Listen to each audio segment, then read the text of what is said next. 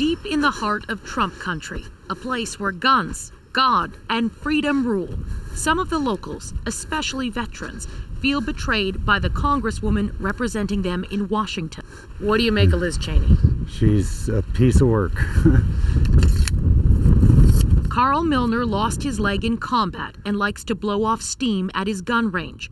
He didn't like Cheney to begin with, since he says she's not done enough for vets, an opinion that soured further when she took a stand against former President Donald Trump. Everywhere you look, there's a Donald Trump flag. Everywhere. How could she not support Donald Trump and claim she's supporting the people of Wyoming? Much like Wyoming's rugged terrain, voters here can be unforgiving. Once popular, Cheney is now a deeply polarizing figure after becoming a leading critic of Trump, calling out his lies about election fraud, and voting to impeach him for his role in the January 6th Capitol attack. 75% of the people in this state voted for Donald Trump. And so she's basically insulting the rest of us by telling us she knows better than we do. Well, I like her. And I think that she did the right thing with the Trump. And I hope she wins. What do you make of how controversial she is here now? I think she's right, and men hate to hear that. Cheney's public criticism of Trump and the lie that the election was stolen has triggered so much backlash here that nearly half a dozen candidates have already launched campaigns to try to replace her as the Republican nominee next year.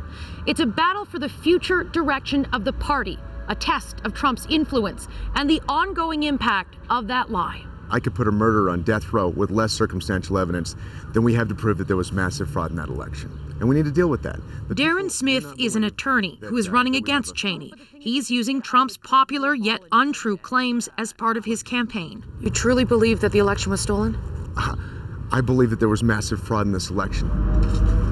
In Cheyenne, the state capital, it has the feel and look of a time gone by, and party loyalties run deep. As a Republican, she really just what you would call turncoat. You know, she turned against her president, she turned against her country. But Cheyenne is also home to some of the state's more progressive voters. During the lunch rush at a food truck stop, it's easier to find some support for Cheney. I'm a unicorn. I'm a Democrat in Wyoming. Heather Blakely is a teacher, and her opinion of Cheney has completely changed. And then when she stood up for the Constitution, she gained all of my respect, and I stand behind her 100% now as a Democrat in Wyoming because she did what was right. Will you vote for her in the next election? I will. Winning over unicorns will only get Cheney so far.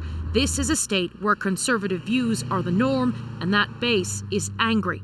As Cheney navigates an unfamiliar political wilderness, a country watches to see if she'll survive.